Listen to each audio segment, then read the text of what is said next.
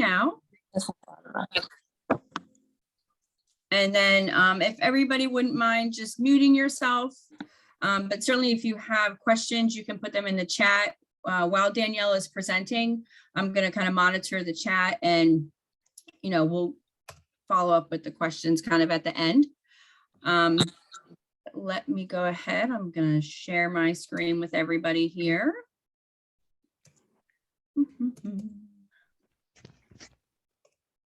Hey, Joe. All right, so thank you everybody for joining us and welcome to the presentation on senior scams and fraud. This is going to be presented by Danielle. She works for the Maryland Legal Aid Department and has been doing it for about 15 years. I'll let her kind of tell a little bit more about herself, but just so you guys know about Visiting Angels. So as I said earlier, the areas that we cover are Carroll County, Howard County. We do Anne Arundel County, some of Baltimore County, PG County. We even go down into DC and also Montgomery County. We can help with companion care. So that would include light housekeeping, meal preparation, transportation, just overall safety supervision. If anybody needs medication reminders, we can assist with that as well. We also help with personal care. So any hands-on care, whether it's incontinence care, maybe just a little bit of help in the shower, maybe, they can wash their body. Maybe they just need help with their hair. Maybe they've got bad shoulders and they just need somebody to help wash their hair. We can certainly assist with that. We can also help clients who are bed bound and they just need a full bed bath because they can't do it themselves. We do work in support of hospice care a lot. We also have a Ready, Set, Go home care, and we also have dementia and Alzheimer's care. So all of our caregivers will go through an orientation process, and they also do training on dementia and Alzheimer's. So that's definitely something that we see a lot of, unfortunately. Our visits, so we have 1 hour visits, and from there it does go to 4 or more hours. And we do offer 24/7 care. What that looks like is 2 12-hour shifts. So you have somebody there overnight for 12 hours that does not sleep. They're awake. So if you have a family member who is up and down all night and you need to sleep, certainly we can do an overnight shift and the caregiver can be there so you can get some rest. All right, so I am going to pass the baton to Miss Danielle so she can go ahead and start. And here we go. Okay, good morning. My name is Danielle Chappell. I'm an attorney at Maryland Legal Aid. I'll talk more about that in a minute when I put up my slideshow, but I just wanted to say hello. And the goal for today is to just kind of give you an overview of some financial scams that you can be aware of and look out for, either for yourselves or for people who you're caring for. And if you have questions along the way, please feel free to put them in the chat or jot them down and I'll open it up for questions when I'm finished talking. If you're comfortable, taking notes, there will be some links in the presentation. If you say you came across a scam and you wanted to report it, you could jot down that link. And I can also make these slides available after the presentation.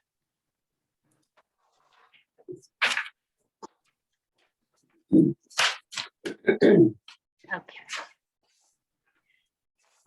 So the presentation is Senior Scams and Frauds, and I want to start by just letting you know a little bit more about who I am and where I work. So I am a lawyer at Maryland Legal Aid.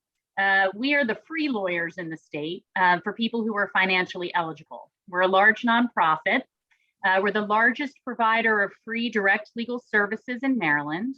We're a private nonprofit law firm, and we provide a whole host of civil legal services to Marylanders. So it's to low-income people statewide in Baltimore and in Maryland's 23 counties, and we have 12 offices. The financial support for our services comes from the government and from foundations and law firms, the United Way, and from individual donors. And legal aid is really in every state in the country. And these programs exist to provide access to justice to people, to let people know about the law generally, and also to provide lawyers for people who can't afford lawyers for lots of different issues. The kinds of issues that we handle are civil, not criminal cases. And so just to give you some context, we handle housing cases. You hear a lot about landlord-tenant in the news right now and things that have been happening during COVID. We're very active in those cases.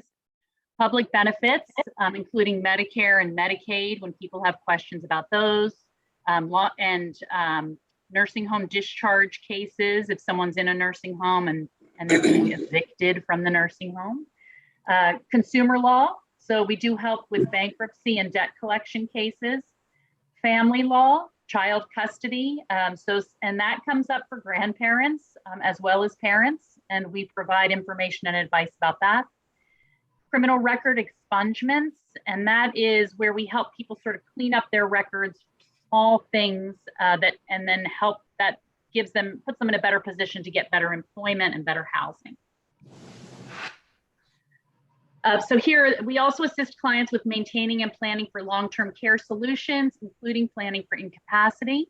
So we do talk to people about involuntary discharges and transfers from nursing homes, protecting your rights in a nursing home, assisted living, signing a nursing home admission contract for someone else, and long-term care medical assistance, paying the nursing home. And more information can be found at our website. Again, the organization is Maryland Legal Aid, and that shows a link to our website. Even if you are not financially eligible for legal aid, we do provide outreaches to the community, and we just try to provide free information for people, which is what we're doing here. All right, so our objectives, and this will go for about 40 minutes. I'm gonna just go through a slideshow, but before I get more specific, our objectives are to recognize and reduce the risk of elder financial exploitation, guard against identity theft, learn to recognize and avoid scams, identify scams in the age of coronavirus, and find other helpful resources on managing money and reporting financial exploitation. What is elder financial exploitation and who is at risk? Elder financial exploitation is fraudulent or otherwise illegal, unauthorized, or improper act or process of an individual that uses the resources of an older person for personal benefit, profit, or gain. Actions that result in depriving an older person of rightful access to or use of benefits, resources, belongings, or assets. So anyone committing fraud to basically take things from an older person without that person's consent. Anyone can be the victim of financial exploitation. It crosses all social, educational, and economic boundaries. And I think that's important to remember. There's not just one type of person who's vulnerable to this kind of exploitation.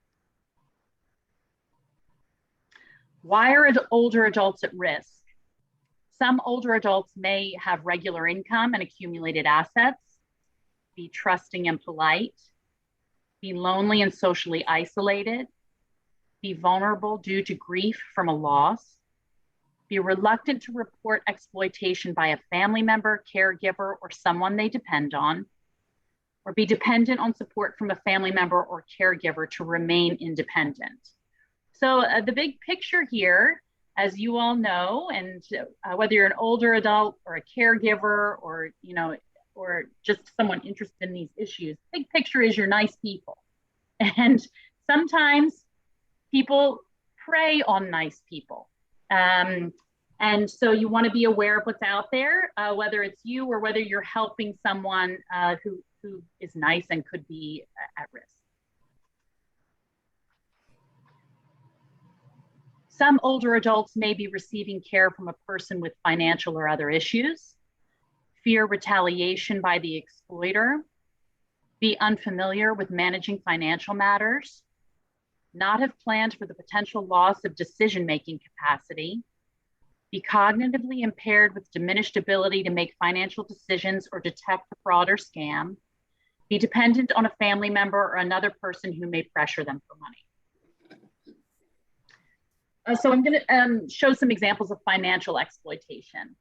The first is exploitation by an agent under a POA, power of attorney, or person in another fiduciary relationship. Theft of money or property by family members, caregivers, or in-home helpers. Investment fraud and scams, and lottery and sweepstakes scams. We're going to go over the grandparent scam, which many people may have heard about, charity scams, tax and debt collection scams, telemarketer mail offer, or salesperson scams. And these as well toward the end: telephone, computer, and internet scams, reverse mortgage fraud, identity theft, and contractor fraud. All right. Now, who are the abusers? If you're an older adult and you're watching this, the abuser may be a family member or a caregiver, someone you know.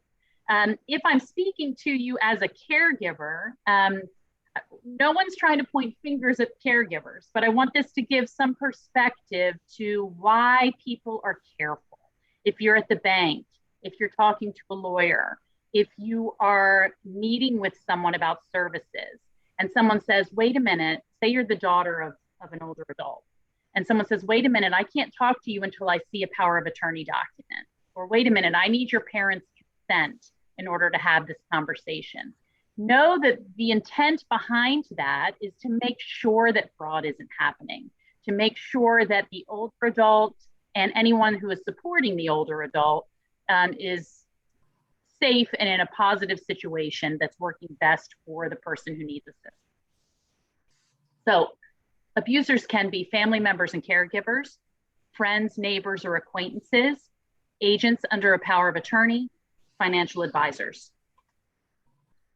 It can also be strangers, telephone and mail scammers, internet scammers, home repair contractors, Medicare scam operators, and others. Why don't older adults report this when it happens? Shame and embarrassment, loyalty to a family member or caregiver, fear of retaliation or not being believed, dependence on the abuser, denial, self-blame, and lack of awareness. Who can help? So if you think there is elder abuse going on, or if you've been the victim of a scam, you can report that at Adult Protective Services. The number is there, 1-800-677-1116. You can also call the local police if someone is in danger or a crime has been committed. And there will be other resources in the slideshow where you can report things. All right, who can help? If you have concerns about a financial institution, for example, a bank or a credit union, contact the financial institution. For concerns about credit products, contact the creditor. You are often not responsible for unauthorized credit card charges or payments. And this slide is from the FDIC, and there is a website where you can go to consumerfinance.gov where you can ask questions. All right. The whole idea, the big idea behind the money and older adults is that there is a fiduciary duty, all right? So whoever is helping you, who is named as your power of attorney or someone to manage your property, that person has a fiduciary duty to the older adult, which means they have to act only in the older adult's interest. They manage your money and property carefully. They keep your money and property separate from theirs, and they keep good records. So this is critical. It's that whoever you are using over time to manage your financial affairs, they have to understand that this is a very high duty and that they have to be true to you and they have to be looking out for your interests. What is a power of attorney? Power of attorney is a legal document that allows someone else to handle finances on your behalf. It appoints a substitute decision maker who can handle finances on your behalf.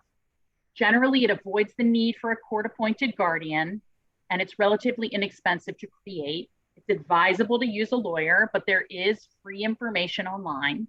And it's a document that you either have or that you know about, and many people have put this in place. There are risks with the power of attorney. So this is one area of fraud that you do want to be aware of and careful about.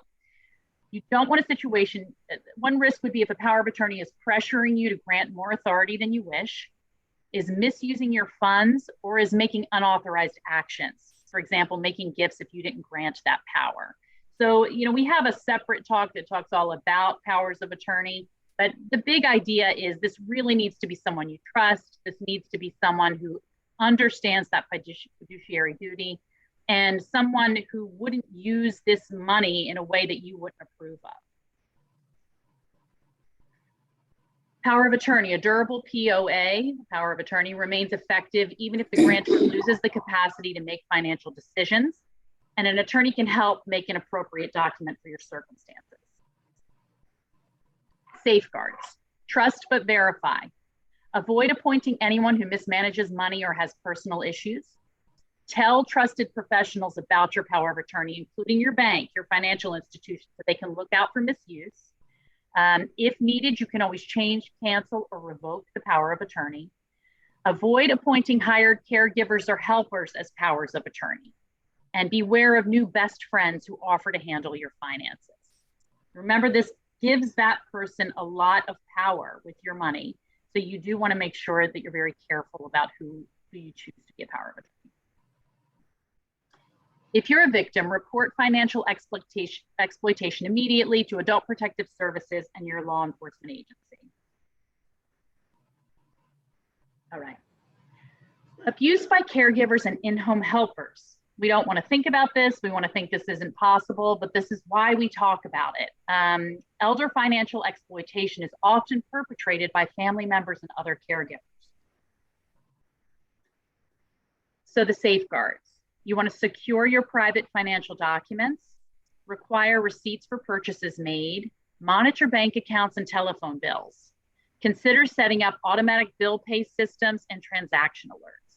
So even if someone else is in charge of your finances, and you want paper statements from the bank, you should still be able to get paper statements from the bank.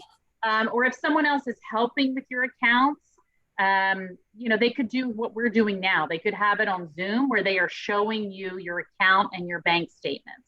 You want to be keeping track of things, what's going in and out of the accounts, to safeguard the money that someone else is helping you manage.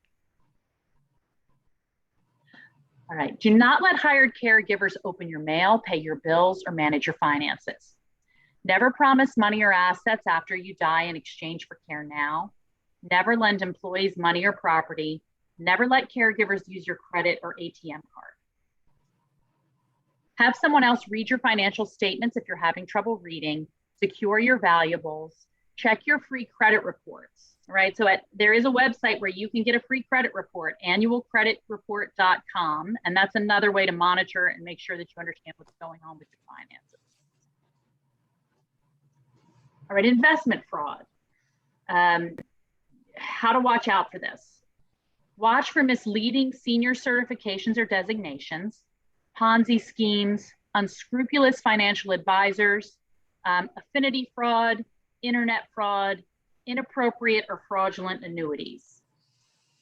You can check the background of a broker or brokerage firm or an investment advisor at this website, and the number is 1-800-289-9999. And you can check the background of a registered investment advisor at advisorinfo.sec.gov.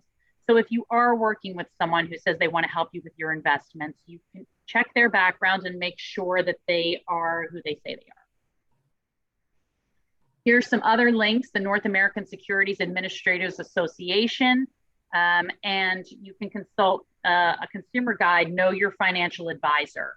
And that is, I have the link there, and we can make that available after the presentation if you're interested.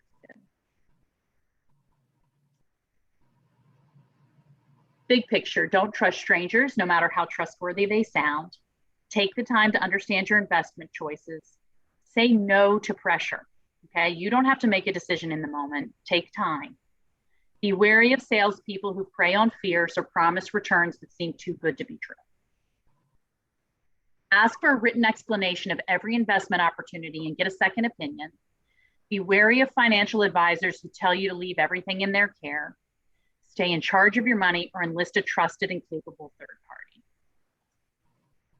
Make checks payable to a company or financial institution, never an individual. Retain and maintain account statements and confirmations. Document every conversation, and don't put all your eggs in one basket. All right, telephone and internet scams. Scam artists on the telephone use lies, deception, and fear tactics. There's the grandparent scam. Some of you may have heard of this one, where you get a phone call and it's the voice of a young person and they're pretending to be a grandchild. They may know the grandchild's name. They usually cry to disguise their voice.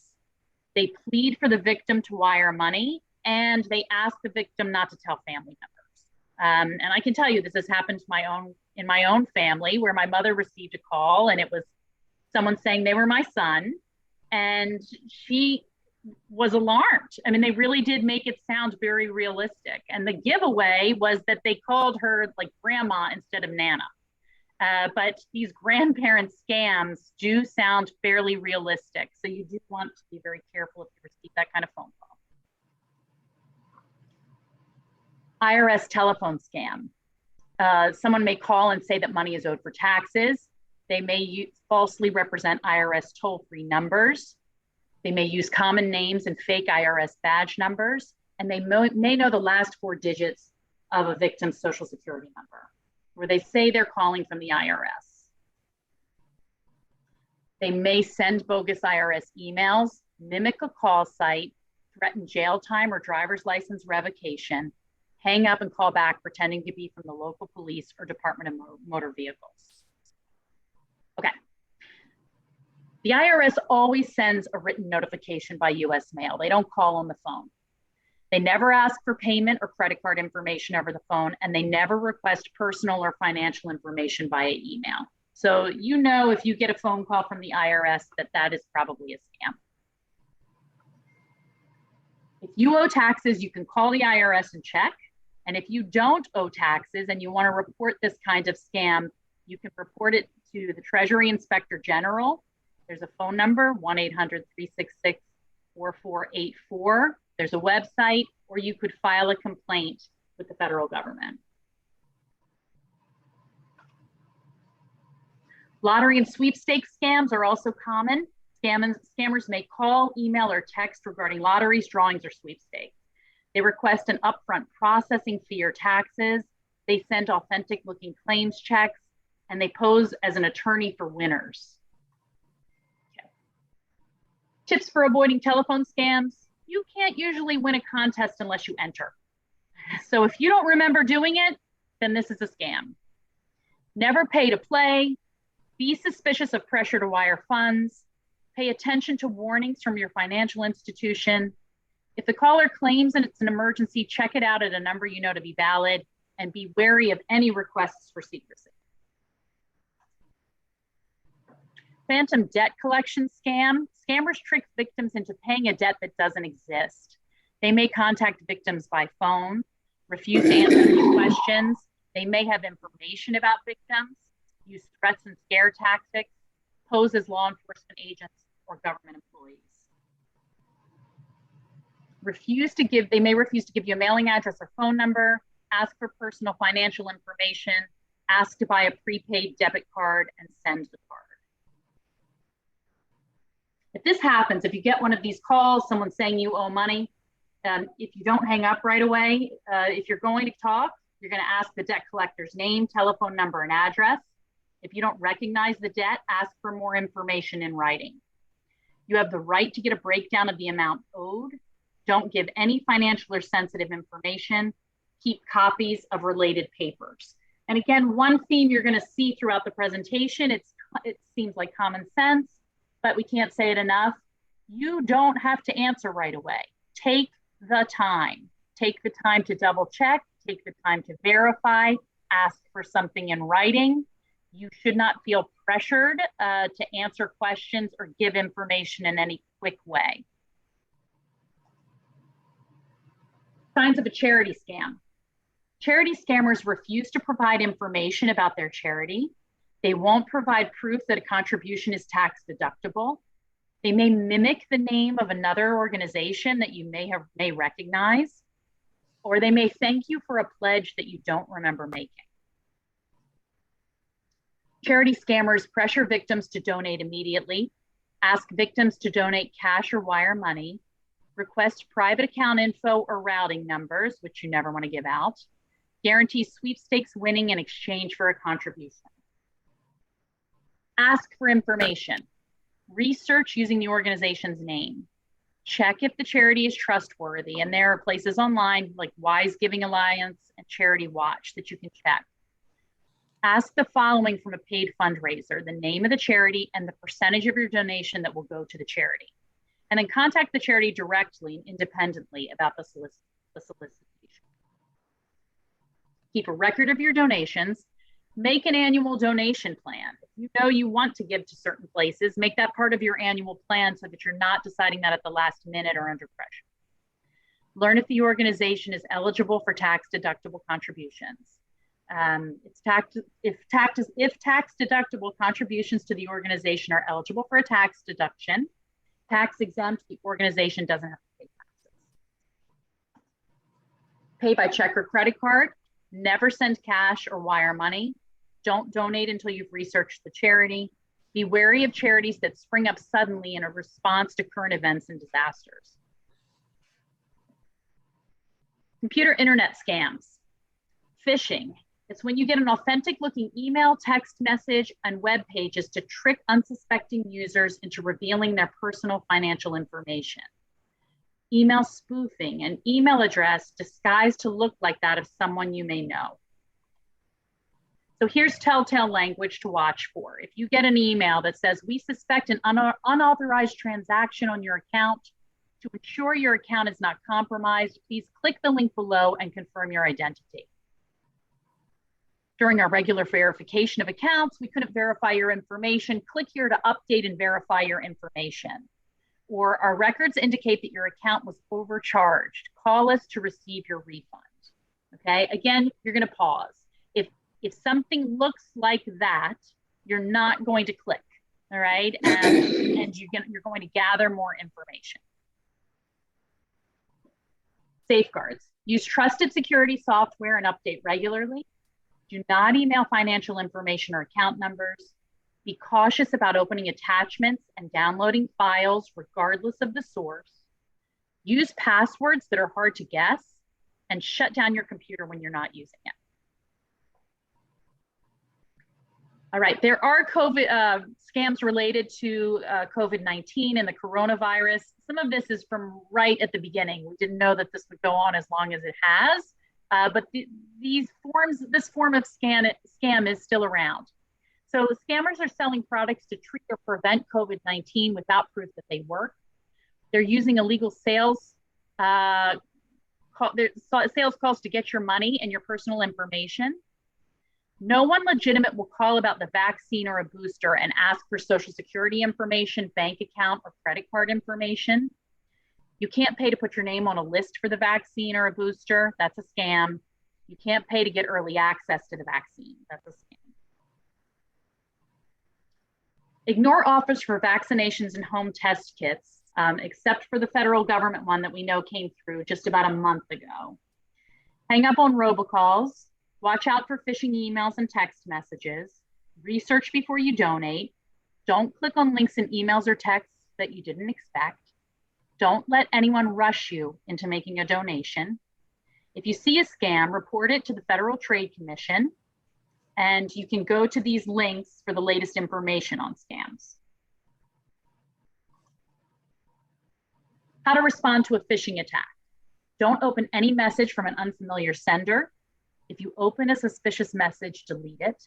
Delete email and text messages that ask you to confirm or provide personal information. And if you're concerned about an account, call the telephone number on your statement. Identity theft. Thieves steal your personal financial information and use your identity to commit fraud and other crimes. So they're looking for your social security number, your birth date, credit card/account numbers, and PINs and passwords. Safeguards. Protect your personal information. Protect incoming and outgoing mail. sign up for direct deposit, use a shredder to destroy financial trash, monitor bank accounts and credit card bills, avoid come-ons for personal information, review your credit record annually, and report any fraudulent activity. So some things that come to mind on this list: if you don't have a shredder, it's a good idea to get one. I remember being shocked in law school to learn that there's no reasonable expectation of privacy over your trash. So when you put your trash out on the curb, or you put it, someone takes your trash, if you have documents in there that you haven't torn up and shredded, someone could fairly easily get your financial information. So that's a pretty important one to be thinking about. If you don't have a shredder, you probably want to get one. And of course, you want to protect your information online. Okay, Social Security Administration, they also you'll sometimes get fraudulent phone calls. Scammers attempt to open a fake My Social Security online account using personal information at the Social Security website. They're less likely to succeed if you have already opened up an online account yourself. So if you don't have that, it may be a good idea to visit ssa.gov and look into creating your own account so someone doesn't do it for you. If Social Security notifies you about opening a My Social Security account and you didn't open the account, contact the Social Security customer service number, 1-800-772-1230. If you are a victim of identity theft, place an initial fraud alert with one of the major credit reporting companies, request copies of your credit report, consider placing a security freeze on your credit report, and make an identity theft report.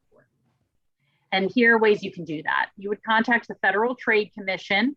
They have a big general number, 1-877-ID-THEFT. And there's also, you can go to the Federal Trade Commission online. All right. Few more. Medical identity theft, what it is. That's where someone steals your personal information, your name and Medicare number, and they use it for services and then bill Medicare for it. So if someone steals that information, they may try to use your Medicare number for medical treatment, prescription drugs, surgery, or other services. This is costly to correct. Medicare may deny coverage for a service or equipment for you. It can affect your medical and insurance records.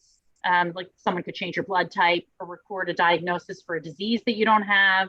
You could receive wrong, perhaps harmful treatment. Here are some warning signs. If you get a bill for services you did not receive, if you're contacted from a collection agency for money you do not owe, notification from an insurance company that you have reached your limit for medical benefits, or denial of insurance for a medical condition you don't have. Protect your Medicare and insurance cards, review Medicare summary notices, explanations of benefit statements, and medical bills to make sure that those match what you've used your Medicare card for. Be careful about sharing personal information. Beware of offers for free equipment, services, and goods in exchange for your Medicare number. Shred papers with your medical identity and destroy prescription labels before throwing them in the trash. You can respond if this happens to you by obtaining your medical file, write to your health plan or provider for a correction, and report your concerns to Senior Medicare Patrol, which is on a website, smpresource.org. How do you protect your documents? You make backup copies of important documents, make an electronic image for easy storage, give a copy to loved ones or tell them where to find documents in an emergency, store backups at a distance from home in case disaster affects the entire community, make a record of all credit, debit cards with the account and contact numbers to report lost or stolen cards. One thing that I saw recently that I thought was really helpful is a private attorney had this for clients when the clients are working on their wills and their advance directives and their healthcare directives. It was called A Love Letter to My Family. And it's basically a 6 to 8 page document that the older adult has taken the time to complete, which is basically telling the family members, this is where you can find everything. And they're making that for someone that they trust, right? So they're the person who they really know does have a fiduciary duty and really is taking that very seriously.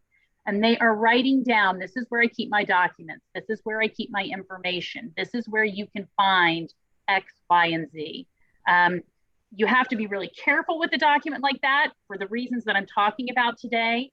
But it's also when you're storing things, keeping them safe and streamlining everything, it's a document that can help to do that. So what to keep and where to keep it. You want to store your important documents in a safe deposit box, birth certificate and originals of important contracts. You can keep things at home, but preferably in a fireproof safe, your passport, medical care directives, and will. Seal important documents in airtight waterproof bags or containers. All right, reverse mortgages, that's where you know, maybe you've paid off your house, but you need money, and so you're going to take on a reverse mortgage at a later stage. This allows homeowners 62 and older to borrow against equity in their homes. There are monthly interest charges that are added to a loan amount. They're available as a line of credit and regular monthly installments or as a lump sum. They're repayable when you no longer live in the home, and you must maintain the home and pay property taxes and insurance. But you want to be very careful about these. The scams around this are pretty, severe. That's you've spent all your life in your home and you're making a point, visiting angels is a way to stay in your home. It's an important asset. You don't want people to take your money from you. That's one of your primary investments.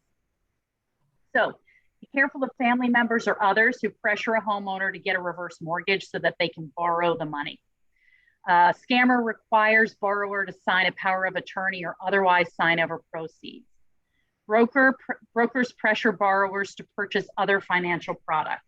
If you are in the situation where you have to think about a reverse mortgage, you want to gather as much information as you can from different resources. You want the person who you trust to be helping you with this. It's not anything you want to rush into, and you want to be very careful. Scammers may promise that you can stay in your home or ask for a lot of money to help you. They might promise guaranteed or immediate relief from foreclosure and might charge you very high fees for few or no services. Contractor scams, home improvement fraud. Scam artists use high pressure tactics to sell unneeded and overpriced contracts for home improvements. They may promise quick work at below market prices. They may deliver substandard, unnecessary, or damaging work, pressure you to pay through threats or intimidation, may pose as government officials and demand a fee. If someone's saying, I'll give you a nice discount, you want to be wary of that. And here's some tips for avoiding contractor fraud. Verify the identity of anyone claiming to be a government employee. Obtain written bids from local contractors. Avoid contractors who approach you. Check for licenses and complaints. Check references. Require a clearly written contract. Don't pay in advance and never pay cash. Don't provide personal financial information. If you need a loan, don't let the contractor steer you to a lender. Withhold final payment until you are satisfied and all required inspections are completed. And there's a resource, again, from the federal government about hiring contractors. Veterans benefits, there's scams around those. Pension benefit filing scam, lump sum payment for future benefits. If you have VA benefits and you want to know more about those scams, there is a link and a phone number that you can use. Okay, and then pension overview to avoid these. Individuals who help you prepare and file a claim must be accredited. You can check that. Don't pay a fee for help in filing your initial claim. Avoid attorneys or claims agents who try to market investments in connection with your claim. Know that shifting assets into certain types of investments may affect your Medicaid, Medicare benefits. Be aware that pension advance payment arrangements are very costly. Say no to arrangements that allow the pension advance payment provider access to your account. Remember that VA benefits cannot be garnished, taken by a creditor. Seek advice from a trusted financial expert.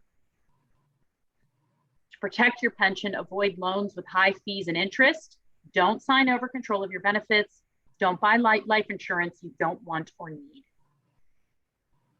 All right, so in conclusion, we went over types of financial exploitation, tips for recognizing scams, and I've said it already, but pause, verify, don't feel pressured. Strategies for avoiding identity theft, including medical identity theft, how to prepare financially for future health problems and disasters. And this is who we are, and I'm gonna stop sharing my screen. Does anyone have any questions about anything that we went over?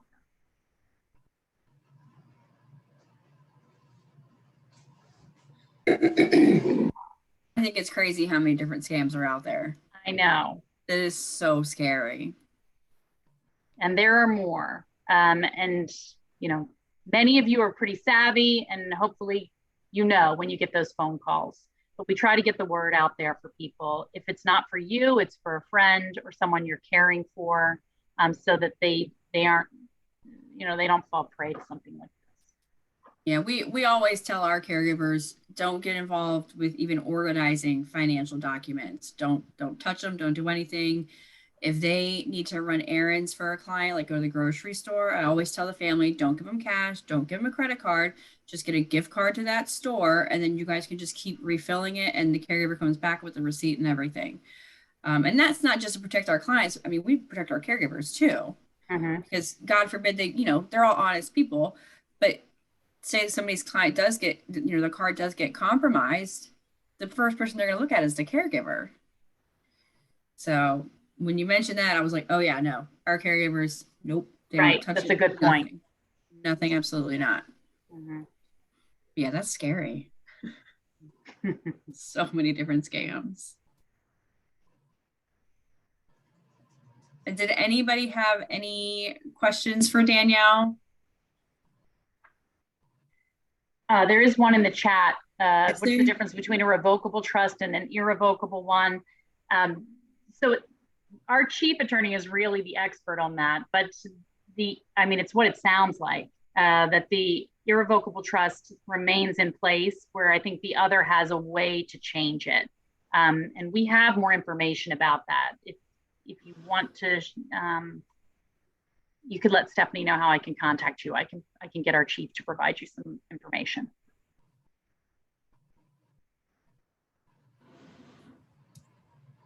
Okay. Anything else? Miss Dorothy, I know in the beginning you kind of wanted to understand what Visiting Angels does. Did I answer that for you? Oh, I think you're muted still. Hold on, let me see.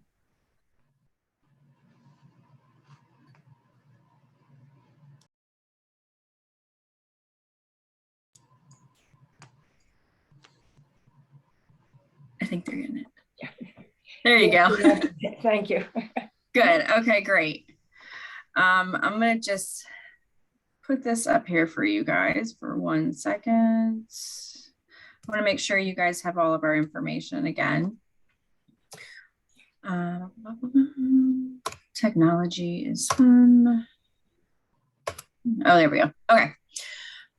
So we are, like I said, we're going to go ahead and post this on YouTube. That is our 800 number. It's the general number. There's a few care coordinators like myself. Our role is to get you guys kind of started, go over everything. We do try to meet in person. Right now we're doing things like via Zoom or on the phone, but in person is an option. But those are the different websites and areas that we cover. Frederick is new to us. We just acquired Frederick in the beginning of the year. So if you know anybody in any of those areas, certainly provide them our information and we can get you going. Now, Mr. Flinton, yeah, I think in the beginning, Matt, you told me you have Visiting Angels now. Oh, I think you're muted.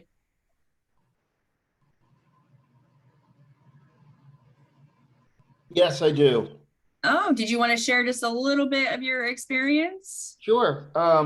He's really great. He comes in and helps my food, cooks my food. His name is Charlie. Really nice guy. He He gets the food. I've already paid for it, so all he has to do is go over to the supermarket and pick it up. Yes. And so, because I order it online, and then Yeah, that's another option. and then he helps me with my exercises and all that kind of stuff. He does help me in the shower a little bit. I do the majority of the washing, but he helps me get in and things Right. like that. Well, So yeah, good. it works out great. He's a very nice person, super helpful, super friendly. Good. Thank you for sharing that. You're welcome. Anybody else have any questions before we get off of here? I thank you very much. This information, and a lot of it just a reminder, but reminders are always good. Oh, yeah. I love So a good thank you very much. refresher. Thank you very You're much, welcome. Danielle. Thank you. Thank you for your time. Thanks. Yes, thank you, Danielle. Thank you so much. I don't know if you know where we are. I'm in upstate New York. Okay. That's the nice thing about virtual programs. Yes. Access them from anywhere. Yes, And I'm Matthew's father, and as you know, Matthew lives in Columbia, Mm-hmm. and I'm about 50 miles north of Albany. Okay. Well, So This thank you is very cool. much. sure. I'm from New Jersey, but my son lives in Eldersburg and we're considering retiring down there. So I see you have an office in Eldersburg. We do. All right. Thank you. Thank you. That was helpful. Good. I'm very glad. Scams, they don't know state boundaries, so I'm glad we were able to stretch. All right. Well, I am going to stop that.